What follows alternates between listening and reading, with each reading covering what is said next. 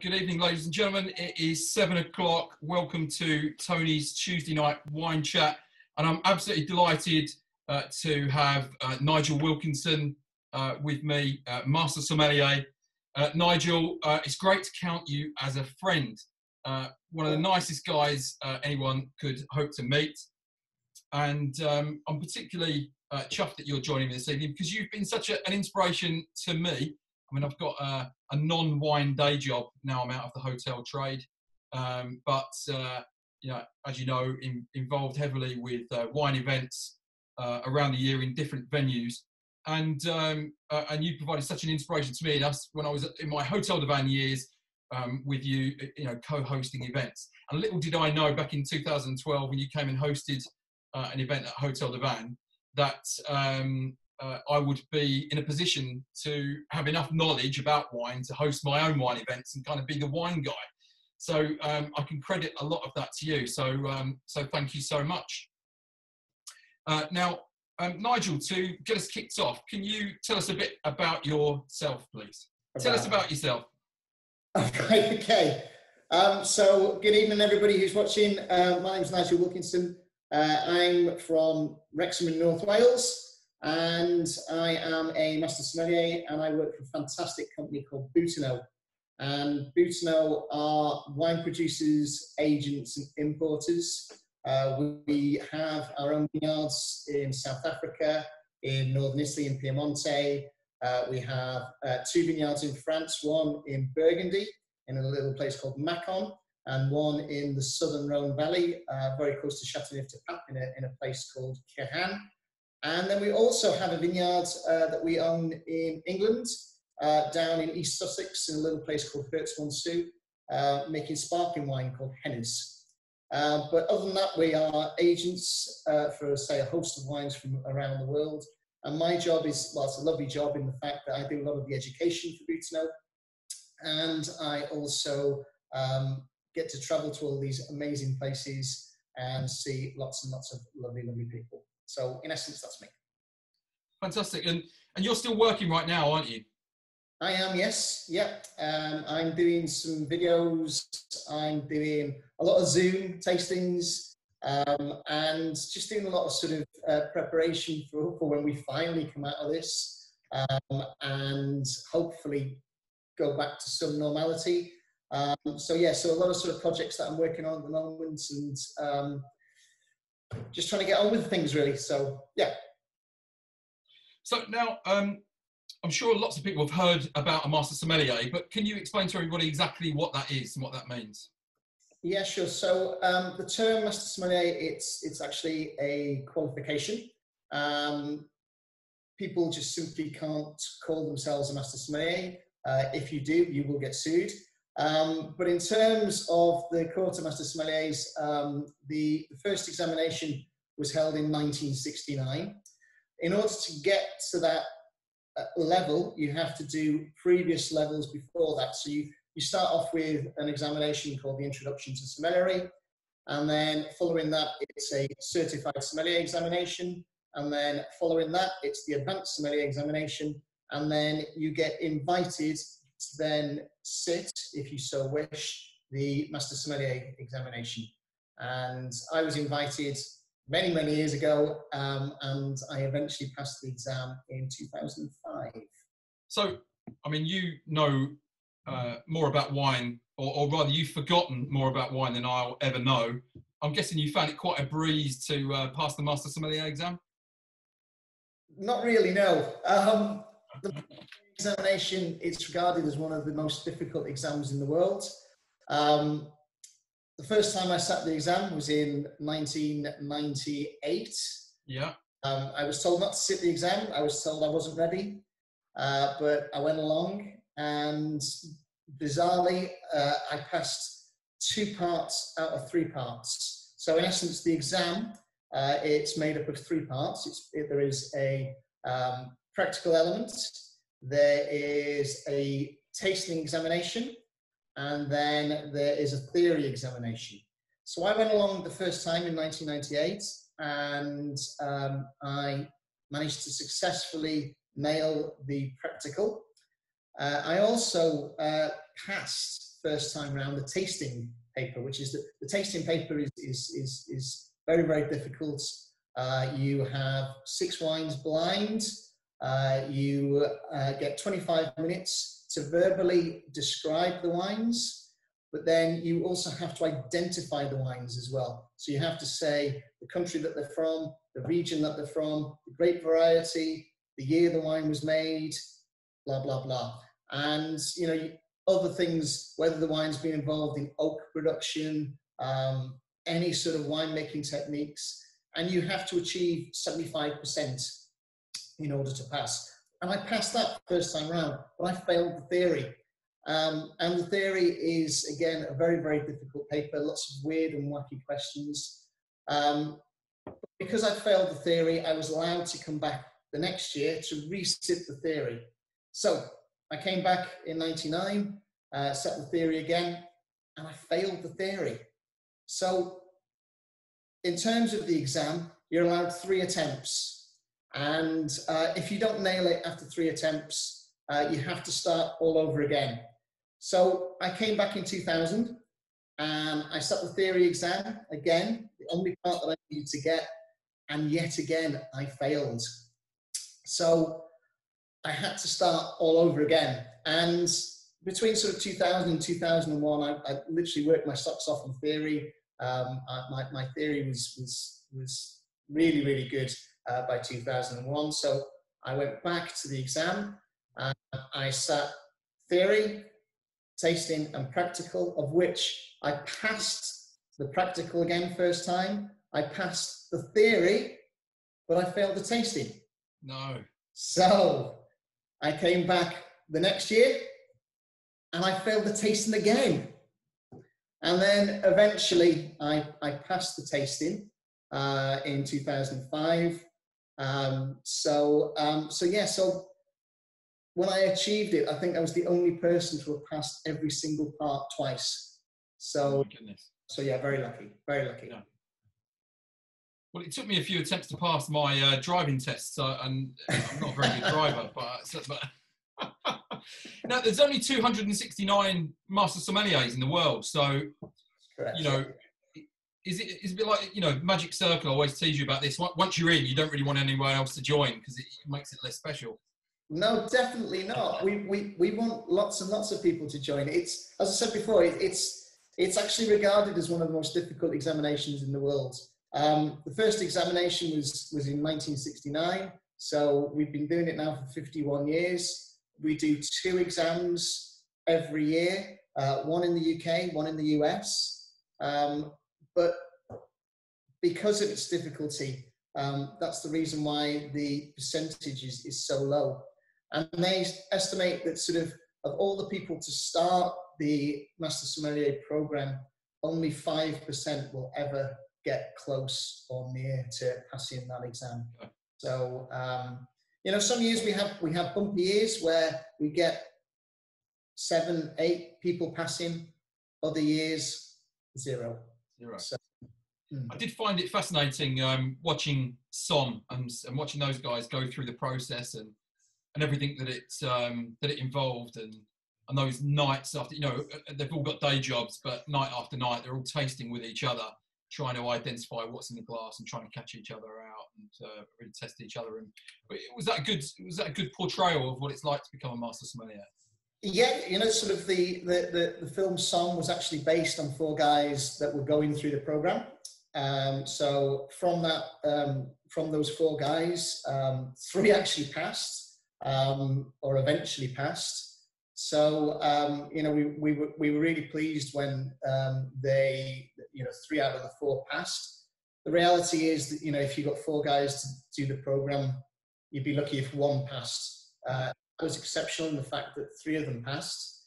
But yeah, you know, it's a lot of dedication. It's a lot of drinking wine. It's a lot of talking about wine. It's very wine geeky. You know, there's so much to learn. In terms of that film, Som, a lot of the focus was on the tasting element, but from experience, you know, as I just told you about my experience with the theory exam, It's the theory exam that really does catch so many people out. Yeah. When you get asked to name, 10 different producers from an obscure region that you've never even heard of, or you get asked about sort of different clones of different grape varieties being grown in weird and wacky areas, it's mind-blowing. And if I was to be completely honest, if I was to sit the exam today, no way would I pass. No way would I pass. I'm just, I'm so pleased that I did, and it's opened so many doors for me, and it's given me lots and lots of opportunities. But would I pass now? Definitely not.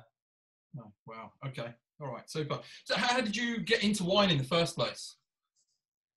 By accident, complete accident. So, as I mentioned before, I'm from Wrexham in North Wales, and for those of you that have been to Wrexham in North Wales, you'll know that it's not sort of a wine hotbed. It's very industrial. You are indeed the only master sommelier from Wales, aren't you? I am the only other person from Wales to pass the master sommelier examination. That's correct. Yes. But yeah, my parents, they had no sort of connection with wine. My dad worked in a factory. My mum was a junior school teacher. And when I was 16, my plan was that I quite fancied to go to university. Okay. And I was reasonably sporty when I was younger. I wasn't very good, but I loved participating in sports. And the plan was that I was going to go to university to study sports science. Okay. So I chose my A-level subjects. I was 16 years old, and I also was lucky enough to get a job part-time at a local hotel. It was a very good boutique hotel, and I would go along and work sort of 2-3 nights a week. And I'd be a banqueting waiter. I'd help out on the bar, washing glasses. Anyway, so I'd set my mind on 3 universities. They were, from memory, Loughborough, and they wanted straight A's. Durham wanted B's, and then Alsager wanted C's. So I said, right, Alsager's for me. I'm not going to get B's. I'm not going to get A's. Let's see if I can get 2 C's and go to Alsager. So I was studying for my A-levels. I was working part-time. I was working 2-3 nights a week. That then became 4 nights a week, 5 nights a week. So by the time I was sort of 17 and in my final year of my A-levels, I was actually doing a full-time job and studying for my A-levels. So I sat my A-levels. I got my grades. The day I got my grades, I opened up the envelope and I got a D and an E. And back in those days, if you didn't get the grades, you just didn't go to university. So I remember going home with my grades, and I said to my mum, I said, I've got a D and an E. And my mum, totally realistic and totally sort of down to earth, first thing she said to me was, right, okay, get a job. Not, would you like to get a job, or would you like to do this, or would you like to do that? It was a simple case of get a job. Yeah. So I sort of panicked a little bit, and I thought, okay, well, what I'll do is I'll go back to this hotel restaurant that I was working, sort of on a part-time basis, and I'd start a trainee management program, and then once a proper job came up, I'd go for a proper job, or what I deemed to be a proper job. So I started this training management program, and it just so happens that part of the training management program was to look after the wine cellar of the gentleman that owned the hotel. And I remember walking into this amazing sort of underground cellar in this old sort of house, stroke hotel as it was. And this guy had wines from the 1920s, 1930s, 1940s. He had an amazing selection of wines. And we went down to this cellar, and I remember the very first wine that I picked out of the rack. It was from 1929, and it was from Burgundy, and it was a Chambol Musigny. And I pulled this wine from the rack. It was covered in dust, and I looked at this guy and I said, "This has got to be out of date by now." And he sort of at me with complete horror. And he gave me a chance. He gave me a chance. And initially, he must have thought I was a right idiot, that, you know, sort of, what on earth am I doing giving this absolute clown the keys to my wine cellar? But I wanted to prove this guy wrong, in the fact that I wanted to sort of, you know, the next time I saw him, I wanted to say, oh, that bottle of wine, you know, I wanted to know what the grape variety was, where it was from, which country it was from, who the producer was. So I started this little sort of, my own little project, if you like, of trying to find out about this particular one bottle of wine. And this is going back to the early 90s, where there was no internet, there was no sort of app on your phone where you could literally sort of take a picture of the label and it would download a load of information. So I remember going to the local library, and I said to the librarian, I said, oh, where's the section on wine? And she looked at me with complete bewilderment, as if to say, we don't have a section on wine. And these guys, to be fair to them, they had to order in books for me. So I'd made this effort, and a bug just sort of got in me, you know, and from then on, I just wanted to know so much about this fantastic subject of wine.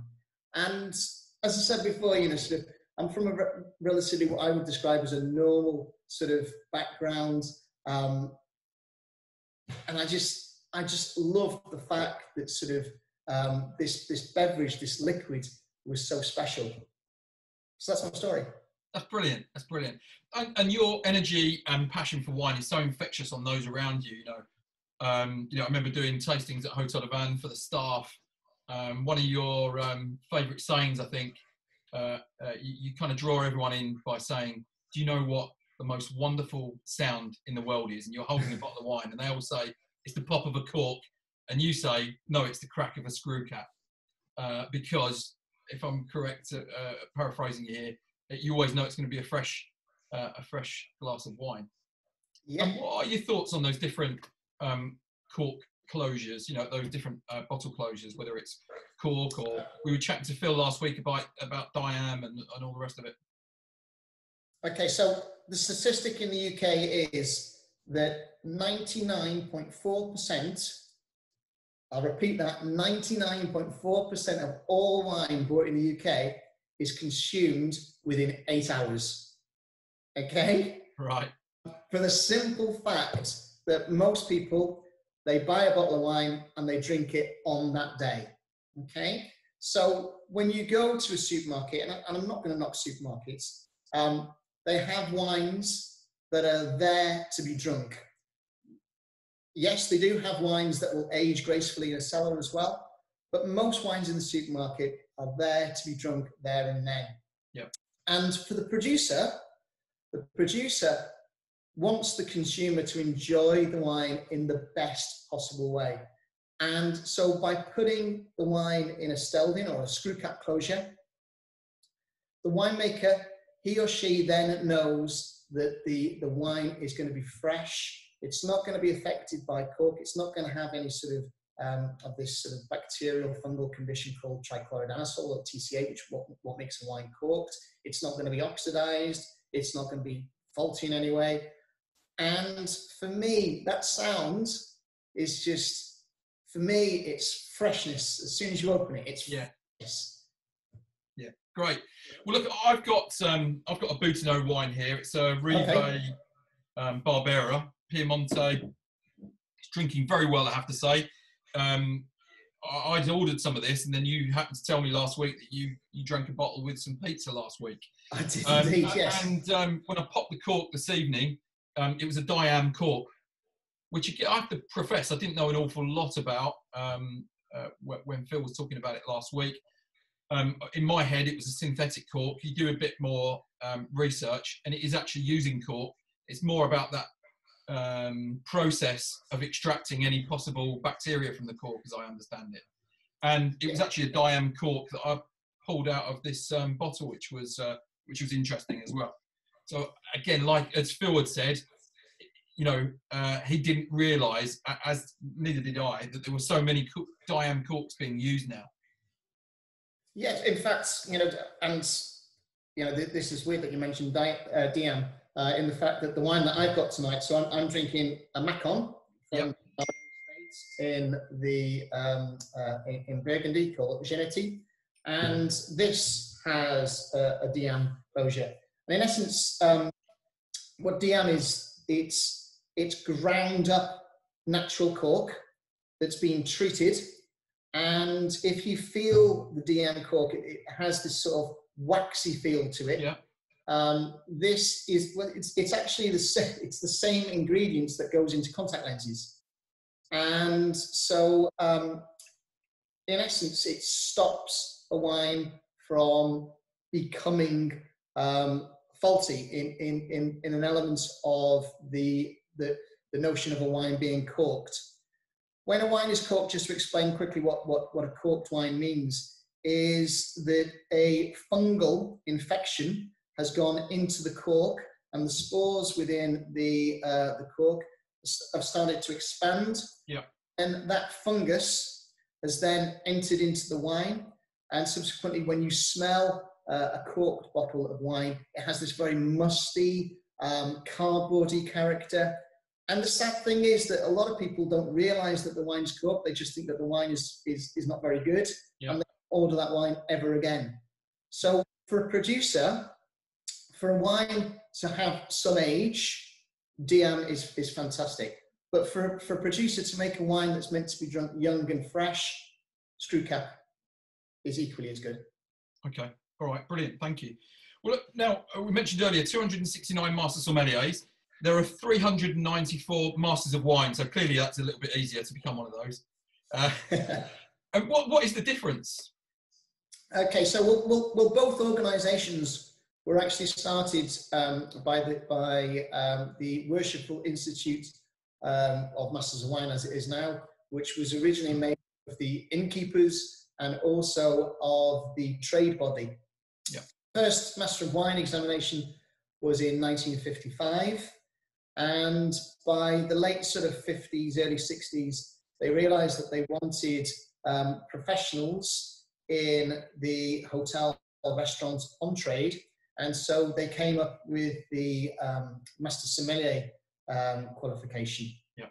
So in the early days, in 1969, it was governed by one single body.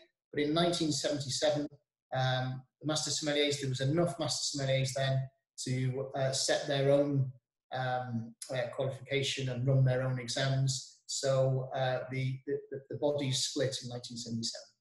Ah, okay. And I know Gérard Basset, co-founder of Hotel de Van, one of the most inspirational people in wine. That he's inspired so many young sommeliers, and I know the legacy of Gérard through Hotel de Van. We shared some messaging on Twitter, but I'd never actually had a chance to meet the man. He was actually a Master of Wine and a Master Sommelier, wasn't he?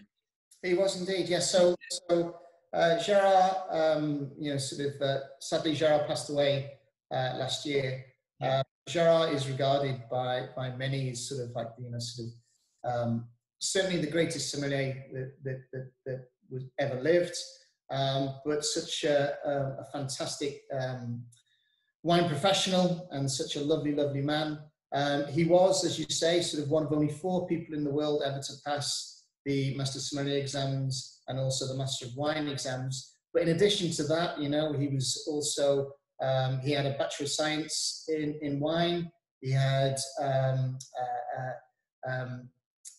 another degree, which I can't remember now, the MBNA in wine from the Bordeaux University. Plus also he was, UK Sommelier Champion, European Sommelier Champion, World Sommelier Champion. He was, he was without doubt the most qualified person ever in wine. And such a lovely he still loved to enter competitions, didn't he? And try and put his skills to the test, And for Gérard, sort of as he sort of taught, I was lucky enough to work for Gérard on 2 occasions in the very early days of Hotel de Van.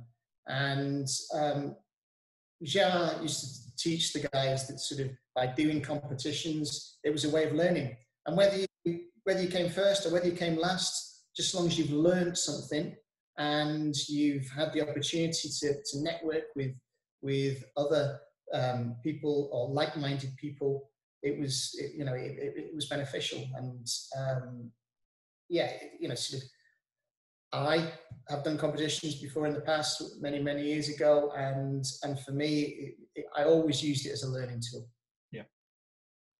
Now, Nigel, both your job and your role as a master sommelier, which sometimes are not the same thing, are they? No. They can depart. I think Boutonnot's opportunity to have a master sommelier on the team such as yourself. It is, I'm sure, why they give you dispensation to go around. You actually judge competitions, don't you? And you judge people in that master sommelier process. So what I really love about Boutonnot in the fact that it is a fantastic company, but they also give me the flexibility to do other things. So I do a little bit of work for the quartermaster sommeliers. I was lucky enough to be in India. Back in early March, teaching a wine course in Mumbai, which Boutonnot allowed me to go and do. I was also in Dallas back end of February, judging at a wine exam that again Boutonnot allowed me to do, and then to do other stuff within the States on the back of that. I'm really lucky in the fact that I get to travel. In fact, I think I should have actually been in the Rhone Valley this week. And next week I should have been in Portugal for a couple of days.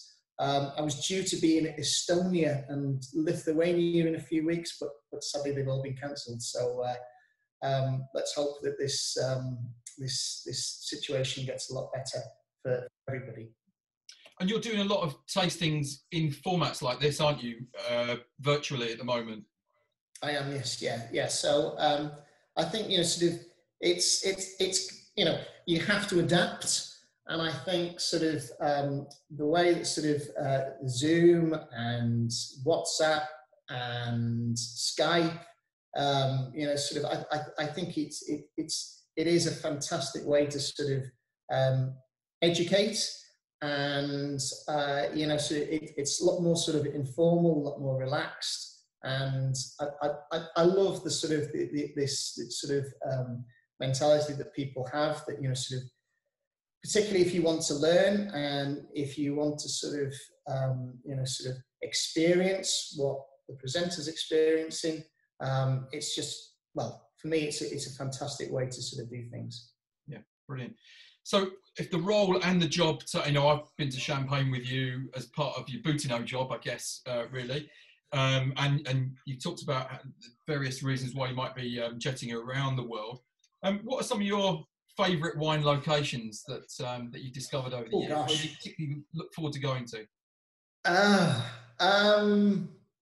I'll be honest. It sounds a bit cliche, but I love going to most regions. I love seeing new things. For me. There are a couple of places that stand out because of their beauty, but then there are other places that stand out because of the actual wines, and then there are other places that stand out because of the people. So there's no one definitive place that I'd say was more special than anywhere else. That sounds like a political answer, but I'll take very political, yeah. So now when we visited Lallier in Champagne, there were pictures of you on the walls, picking grapes out in the harvest. Is that something you've just done once, or have you done a harvest a few times?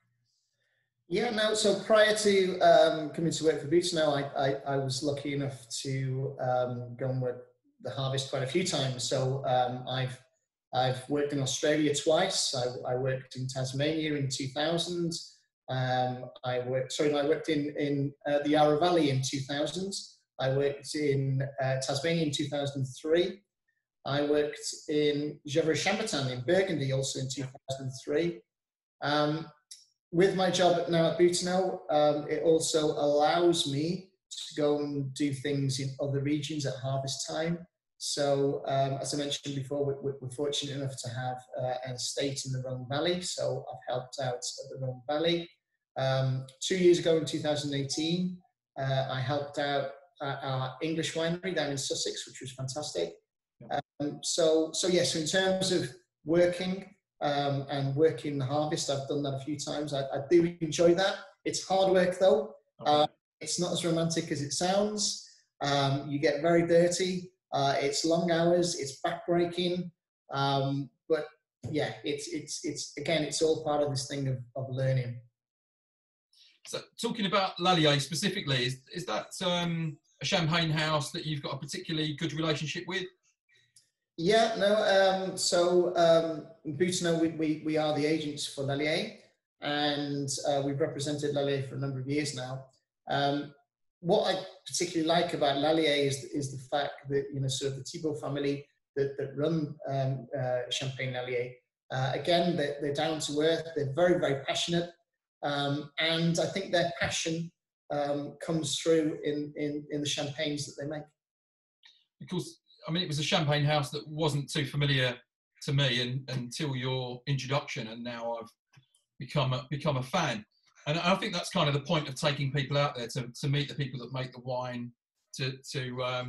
Well, we enjoyed some hospitality, didn't we, from the first minute until the last. Incredible couple of days, but incredible quality champagne, all Grand Cru, which I hadn't realised before. And yeah, absolutely superb. And yeah, we were treated like royalty while we were there. So now, knowledge is obviously so key to becoming a master sommelier. I think what made you such a popular character at Hotel de Van with our wine dinners, and why we probably had you 6 times over the course of a year, was because you were such an engaging character and you were such a fantastic storyteller. Well, thank you. Has that got anything to do with, you know, are they looking for that at all for somebody to become a master sommelier? Or are they just looking at knowledge and, you know, do you retain enough knowledge? Or are they interested in people being, you know, is it part of the judging process that someone should be such a great ambassador or someone that can really bring a wine story to life? Not necessarily, no. I think, you know, sort of, I think all good sommeliers have a personality. And I think, you know, sort of if they're engaging and if you want to hear what they have to say, then, you know, that's part of the job. And don't forget, you know, sort of, let's be realistic in the fact that sommeliers aren't just people to serve wines in restaurants, they're salespeople. They are people that sort of, you know, certainly fund a lot of restaurants. You know, no disrespect to chefs. Chefs, as fantastic as they are, they can put a plate of food together, put it on the menu for 30 quid, whereas somebody can buy a bottle of wine for 30 quid and sell it for 60 quid. Yep. So, you know, it's all part of being a salesperson and to be engaging and, you know, going back to your question, do you have to be personable to pass the Master Sommelier exams? I'd say certainly for the theory, because it's a verbal theory exam, you don't need that. For the tasting element, you don't need that. But for the service elements, you have to have a personality. Yep. So you know, a lot of my friends that have passed the MS exams, they're all people that you'd want to go for a pint with. Yeah, excellent, good. And certainly that came across in the wine dinners. You know, sometimes we'd have a guest hosting, sometimes it'd be a winemaker. And actually, they were talking to people so much about the process, the vinification process, rather than, you know, I remember you talking about, you know, Jealous Sister wine, about the story where the jealous sister threw herself into the river or what, you know. It was more about the story. And it was, and that was really what I took from you, is to, you know, it's more important to be interesting, to have fun, than it is to give them a load of stats about, you know, again, all the rest of it. Sorry to interrupt, but again, you know, just going back to, you know, there's so much snobism in wine, and the reality is that sort of wine is a drink for absolutely everybody, you know, and it's a beverage, it's a drink at the end of the day, and, you know, sort of people don't want to know sort of what the fermentation temperature was on a particular vat. But people want to know nice little quirky stories that they might not remember, but it might add to their drinking experience. That was a vague recollection of the story you told me about a jealous sister, wasn't it? I think I've heard it a couple of times. So it was. What was the story about jealous sister? Is it New Zealand wine? Is it? It's a New Zealand producer, and the label's called Jealous Sisters. And the story goes about how one day a Maori warrior rocked up at a village and fell in love with the chief's daughter. And the night before they were due to get married, he went off with her sister. So the jilted sister ran up into the hills where the vineyards are, and sadly was never seen again. So that's actually quite a sad story. It is a bit, yeah. It really brought the mood down there. So we'll move on quickly. But yeah, I'm glad I asked you that. Now, I recall a fantastic Chilean wine dinner where you presented organic and biodynamic wines from Emiliana. Apparently hangover proof. We couldn't vouch for that because then we spent the next 4 hours in the bar drinking cocktails and whiskey and beer and all the rest of it. So we all woke up with a headache anyway. But what is your take on organic and biodynamic wine? And what do they mean by biodynamic wine? Okay, so four different categories of wine, if you like. Regular wine, where the wine has been treated in some way. So most wines will have sulfur added to the wine in its production. And sulfur is an antiseptic, it's an antioxidant. It helps to preserve the wine. Plus also... Can you inject it to get rid of coronavirus? Sorry? Can you inject it to get rid of coronavirus? I wouldn't advise that, Tony. Oh, okay. And I wouldn't advise injecting Dettol or any other sort of cleaning agent either. Be clear. So there's regular wine. So regular wine, and regular wine can be, sort of conventionally farmed, so many different, but this is something we could go on for hours about. Yeah. Regular wine, wines that you see in the supermarkets, wines you see everywhere. Then we have organic. Organic is, in essence, where the winemaker, he or she, or the viticulturist, has not used insecticides or pesticides in the vineyard, and have not added chemicals in the winery. They're still allowed to add sulfur. So sulfur is a natural preservative. So they can add elements of sulfur. They can also add things like vitamin C in there. They can add acid, or they can tone the acid down by using calcium carbonate. So there are various different treatments that you can use with organic. Biodynamic is, if you like, a very extreme form of organic. And biodynamic principles were established by an Austrian gentleman called Rudolf Steiner. So many people may have heard of the Steiner schools. So Rudolf Steiner came up with the principles for biodynamics. And in essence, biodynamics, they follow the lunar cycle. So we know for a fact that the moon controls, for example, it controls water, it controls plant life.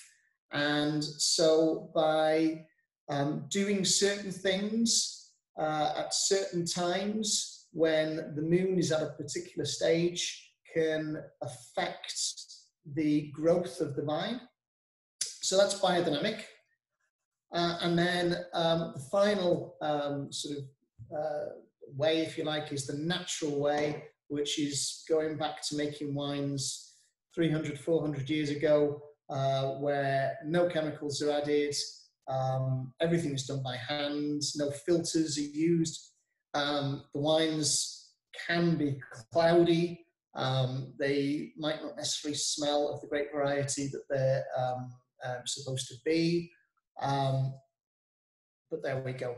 Out of those methods, certainly organic, biodynamic, it tells me that the producer is trying to do the best that he or she can. Yep. In the fact that they want to give the vine some love. So by giving the vine some love, it therefore produces better grapes, which in turn produces better wine. Okay, that clears that up. So is natural wine, is it a fad? Is it a bit of a quirk at the moment, or is it here to stay? Is it the future of wine? Oh, Tony, don't ask me this question. Okay. I'll ask you seriously worse on 20 questions in a minute. If I'm being completely honest, and I hope this doesn't offend a lot of people, but I'm not a fan of natural wine. And one of the reasons why I'm not a fan of natural wine is the vast majority of wines that I taste, and believe me, I do taste a lot of natural wines, don't really taste of anything. They don't have any soul. They don't say that they're from a particular region or a particular grape variety or even a particular country. Yeah. A lot can be oxidized because they haven't had sulfur in the production. Subsequently, this term orange wine. Well, white wines look like, Lucozade, and red wines can be very cloudy. They don't really last long as well, from the experience that I've had. Now, I know there are some natural wines out there that are absolutely fantastic. I know that there are that. But sadly, the vast majority of natural wines that I've experienced are, to an extent, undrinkable. Okay. Well, for my part in this, or from my view, is, yeah, I've had some amazing natural wines, but I just want to drink great wine. I don't want to have to, yeah, I've drunk some wine that I felt is perhaps, got some faults in it, or it could be better, and that's likely through the natural production process. But for sure, I have enjoyed some good natural wines in the past, but not something I make a beeline for particularly. So, Nigel, what are you drinking at the moment? You said you've got. Sorry. Yeah, show us what you've got. Show us your bottle. What have you got there? Okay, so I'm drinking tonight. I'm drinking a wine from our own estate in Burgundy. Yep. So we bought this property called Ginety. So Ginety is based in Macon. Yep. It's a village called Charnay, and it's white Burgundy. It's affordable white Burgundy. We're really excited about this particular winery. We're investing in it at the moment, and in a few years' time, it's going to be producing absolutely fantastic wines. So, on oats then? So the wine that I've got tonight has a little bit of oak in it. Yeah. But it's not overly oaky. It's a Chardonnay. Please don't always think that sort of Chardonnay has to be oaked. There are some fantastic examples of unoaked Chardonnay. This has a little bit of oak to it, just to add a little bit of creaminess, a little bit of buttery character to it. But it's a lovely glass of white wine. I mean, I'm a fan of oaked wines, oak Chardonnay in particular. I can see that the Roses have tuned in this evening, and if we go to their house or they come to ours, that we only drink Chardonnay, and we might drink our notes. We might have a drop of Chablis, or we might have some Blanc de Blanc, and then a real hard hitting Cali oak Chardonnay. So no problem there from me with oaked wine. Obviously, I mentioned earlier I've got a Barbera from Rive, Barbera d'Asti, so it's Barbera grapes from Asti, Monferrato region, powerful wine, one that you're familiar with, Nigel. I mean, almost like smoky, woody aromas, plum, cherry. It has got some tannin there, so I think it's going to go great with my wife's dinner that she's cooking at the moment, the Parmigiana. And fantastic. That is delicious. That's one of yours as well. Did we used to have this on the menu at Hotel du Vin? Possibly, yes. Yeah. I honestly can't remember everything that we had on Hotel du Vin, but it's a good possibility that the Rive was on there. And I asked you about the producer, and you mentioned to me this is actually part of Araldica. Yeah, so that's the one that you're drinking there, Tony. It's the private estate of Araldica called Cascinoni.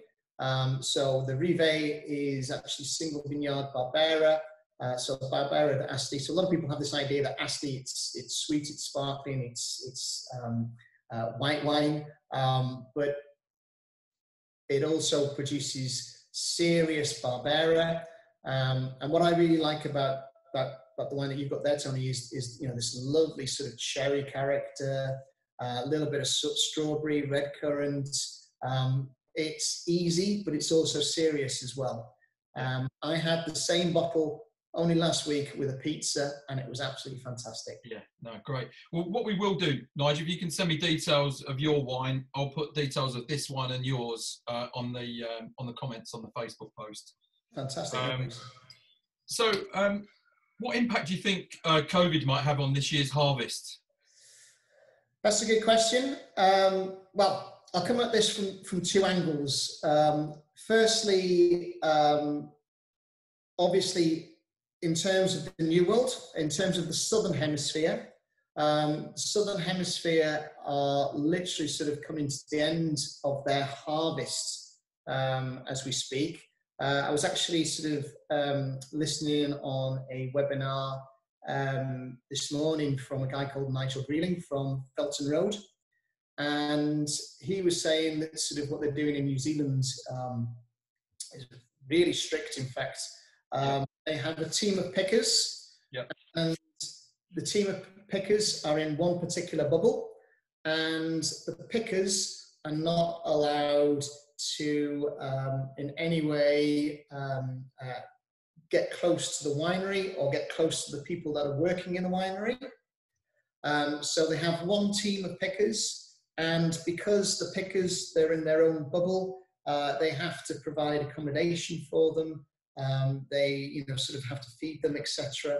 But they're not allowed to sort of go into anyone else's bubble. Wow. And then the winery team, they're in their own bubble with their own sort of housing, their own relationships within their bubble.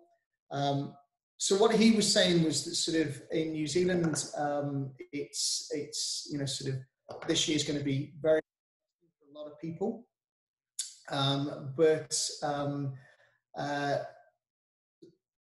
he was saying that the vintage is a very good vintage.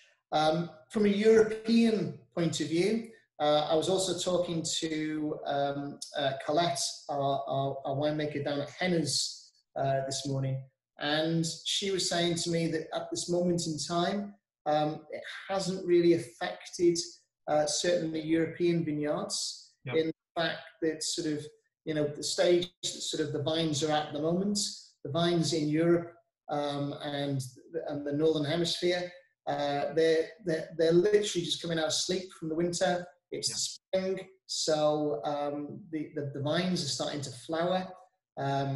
Those flowers then in turn produce grapes, and then obviously the harvest in sort of Europe will be sort of the end of August, September, October, early November. And for English sparkling wine, we've had a fantastic couple of weeks in terms of the weather. We've literally sort of just started to go through sort of like bud burst, but we're not going to be at the flowering stage until the end of June. So usually in the UK, we're usually in England and South Wales as well, harvest is usually sort of end of September, October, and we're just hoping that sort of everything's going to be sort of resolved by then, really. So, and at the other end of this kind of process, what impact are you seeing? A lot of your customers aren't open to trade. We've seen some great innovation from the likes of Connolly's, from Loki Wine, from Frazier's here locally, where they're actually delivering to people's doors. So, and I'm guessing if anybody else's house is remotely like mine, wine consumption is actually up. What impact is that having on people like Boutinot? Well, sort of for us, for Butano, we sell wines all around the world. We have an office in the US that sort of I work a lot with. I mentioned before, I should have been in sort of Lithuania and Estonia in a few weeks promoting some of our wines, which I'm not going to be able to do. So each country, obviously, is going to come through this sort of scenario that we're in at the moment at different stages. In terms of the UK, in terms of our business in the UK, probably about sort of 60% of our business in the UK is hotels and restaurants. So as a company, it's affected us hugely, the situation that we're in at the moment. And sort of my heart honestly goes out to the people in hotels and restaurants that are finding sort of this time really difficult and really worrying and very uncertain. And there is a lot of uncertainty because nobody knows, when it's going to end, when things are going to be restricted, up until when we're going to come out of this.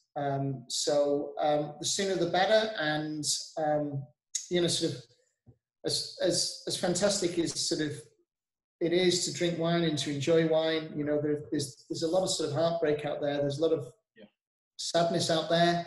And again, sort of, my heart goes out to the people that have sort of lost loved ones during this really difficult time. So, yeah. I think it would be great if we as consumers, when lockdown goes through its various phases of loosening, that we can actually get out there and perhaps dine in some of these places on a Tuesday or Wednesday night. If they're not allowed to have their full capacity on a Friday or Saturday, where really that's their chance to make some profit, I think it will be great for us as consumers to be able to spend money in these businesses throughout the week, so that they're still able to get a similar amount of footfall through the door over the course of those 7 days. Oh, definitely. And I think, sort of, it's, I think a lot of people will be so pleased just to get out of the house and go to a lot of, we talk about restaurants as well, but what about sort of pubs and clubs and, sort of how that's going to be policed it is beyond belief, because the reality is that sort of, the UK has always had this pub culture, and as soon as restrictions get lifted, the pubs are going to get hammered. Which is great for the publicans, but is it going to be great for the long-term health of the UK? I don't know. It's interesting to see what happens over the coming weeks and months. Now we're getting towards the end of the interview. There are a few more questions I'd like to ask you. Okay. As you will have seen with Phil last week, we did our on the clock 20 questions in 2 minutes. Oh gosh, right. Okay. Fire ahead with that now. 20 questions in 2 minutes. No messing around. I want your first answer. No dithering. No getting worried about political responses. Give me your first answer. Okay. So. Thanks, Tony. Here we go. 20 questions. Nigel Wilkinson, Master Sommelier. Sauvignon Blanc or Chardonnay? Chardonnay. Fine dining or steak and chips? Fine dining. Oaked or unoaked? Oaked. iOS or Android? iOS. Dustin Wilson or Ian Corbell? Come on. Come on, let's have a name. Dustin Wilson. Oh, Dustin Wilson. Okay, brilliant. Bordeaux or Burgundy? Burgundy. Negroni or Old Fashioned? Negroni. Cremant or Cava? Cava. Waitrose or Aldi? Aldi. I don't know what you have in Wales, but Cristal or Dom Pom? Crystal. Cabernet Sauvignon or Malbec? Cab Sauv. Football or rugby? Football. Letting down your Welsh roots there. Tuscany or Piemonte? Piemonte. Regular wine or natural wine? Regular wine. Okay. Star Wars or Star Trek? Star Wars. New World or Old World? Old World. Cheddar or Stilton? Cheddar. Jancis Robinson or our friend Hugh? Jancis Robinson or who, sorry? Or Hugh Johnson. Yes. Joe Exotic or Carol Baskin? Joe Exotic. Port or sherry? Sherry. Perfect. That's your 20 questions. You're off the hook. Wasn't too bad, was it? So, now, quite embarrassingly, a few years ago, I was visiting a champagne house. It wasn't with you, it was with my family. We're enjoying some wonderful hospitality in the garden of Lombard. And I fell down a hole in the garden through a wooden plank that kind of gave way underneath me. And I fell down a hole. Now, I would love to have seen that. Yeah, I bet you would, yeah. Now the host did his best to spare my blushes by celebrating the fact that I managed to retain all of the champagne in my glass, despite taking about 3 layers off my shin and ripping my trousers. And my wife swiftly took us all home. But what's the most embarrassing thing you've ever done at a wine dinner or at a winery, Nigel? Oh, gosh. So many. I've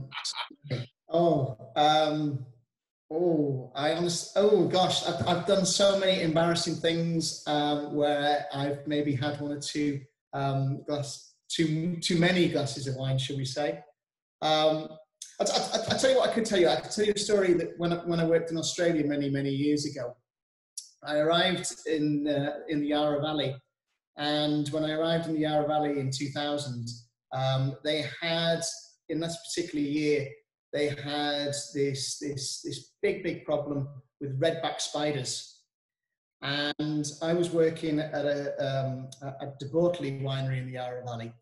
And I was really scared about these redback spiders and the fact that apparently that, the redbacks were everywhere. They were very dangerous. And in 2000, it was a particular problem. So the first day that I worked at the winery, because I was the Brit, I got the unpleasant job, shall we say.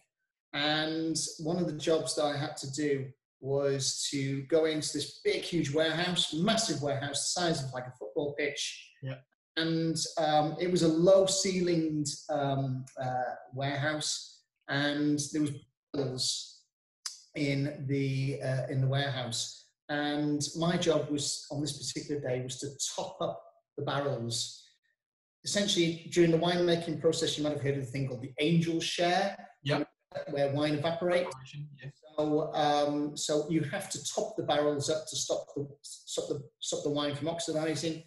So my job on this particular day was to top the wine up, and I climbed on top of the barrels, and I was really nervous about these redback spiders. And the first barrel that I got on top of, I could feel something crawling on my shoulder. And I looked on my shoulder to make sure that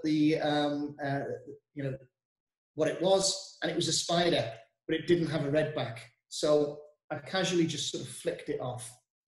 The next barrel I came to, because I was wearing a pair of shorts, I could feel a spider sort of crawling up my leg. Again, checked to see if it had a redback. Didn't have a redback, flicked it off.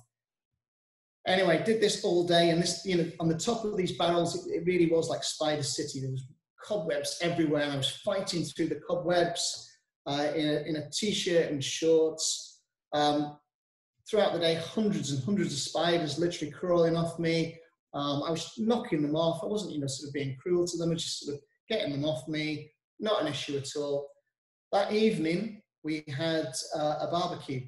And Leanne de Bortley, the owner of the winery, said to me, she said, "Oh, what have you been doing today, Nigel?" So I said, "Oh, I've been in the barrel shed. I was topping up." And she said, you did take care, didn't you? And I was like, yeah, it's fine. And she said, "You were wearing protective clothes, weren't you?" And I said, "Well, I had my shorts on and my t-shirt on." And she looked at me and she was horrified. And she said, "You've got to be careful of the spiders in that barrel shed." And really cockily, I said to her, "Oh, it's okay. I was checking to see if they had a redback." And her chin almost hit the floor, and she said, "Well, it's not just the redbacks, it's the funnel webs, the white tips, the black widows, these spiders that potentially could have killed me, and no doubt were crawling on me, but because I didn't know that they were poisonous, I was literally just sort of flicking them away." So there you go. That's the story. So the Nigel Wilkinson story could have all happened very differently. In fact, I may have nothing to do with wine myself. You could have been at the mercy of a spider. I'm glad you survived, Nigel. I could be Spider-Man by now. You could be, yeah. That would have been an upturn. Okay, so where in the world should we be getting excited about now? Emerging regions of the world for wine. Oh, right. For me, there are a number of countries that really stand out because they offer exceptional value for money. And certainly South Africa. I think South Africa offers really great value for money in terms of the wines that they produce. Chile, again, is one of those countries that over delivers in terms of the quality of the wines. Yeah. And then for me, Spain is still up there. I think Spain produces some absolutely fantastic wines, and a lot more sort of Spanish wines are coming through. So those would be certainly my three sort of top picks. But then other sort of countries like Greece, China. We're always talking about China and the fact that sort of China is now something like the fourth largest wine producer in the world. A lot of it stays domestically, but in a few years' time, I'm sure we'll see lots and lots of Chinese wines on supermarket shelves. So they have the climate and the latitude, don't they, to be able to? Yeah, it's all there. It's all there. And they've got the know-how now. They've got sort of, they've got the investments. So China potentially. So yeah, but I really sort of, I look at sort of Chile, South Africa, and Spain as my three top countries for best value. And then for countries that make really good indigenous varieties, I look at sort of Portugal and Greece. Brilliant, great answer, thank you. So for anyone embarking on a wine career, what advice could you give to them? What should they be doing? Oh gosh, a career in wine, being lucky, being in the right place at the right time like I was, but just enjoying it. Sort of, it's such a great subject. It's such a great, sort of way of life. I realized I'm exceptionally lucky. I realized that, sort of, I get lots of opportunities that many people don't have, which I am extremely grateful for. Because at the end of the day, sort of, I am a boy from Wrexham, and just enjoy it. Just enjoy it. Yeah. If you love wine, if you're passionate about wine, just keep on being passionate about it. I think that's the best advice you can give someone. Do something that you're passionate about and that you enjoy, and chances are you can do a good job of it, won't you? Exactly that. Nigel, thank you so much for your time this evening. That's the end of our interview. You can relax now and enjoy your wine. And just to thank you for your support during my time at Hotel de Van. Thanks for being a great mate. You, as I always used to bill you at the start of the wine dinner, our most popular wine host, because of it's amazing to spend some time in the company of a master sommelier, but somebody who's so accessible, down to earth, and good fun is always fantastic. So thank you so much. I raise a glass to you, sir, and thank you to everyone else that joined us. I can see we've got Paul and Sheila, we've got the Roses, we've got you may remember Ben Harvey, who's our bar manager at Hotel de Van, now up in Scotland. He's joined us this evening. Marina and Brett, Warwick and Joe, Andy and Lucy, Adam, Gavin, everyone else that's joined us this evening, and we'll also catch up on this video. Can I just add, the Adam that's joined us is actually my best mate, Adam Bottomley. So cheers, Adam. Thank you. Cheers, Adam. Cheers to everybody else. Nice one. Thanks for joining us. Cheers. Bye.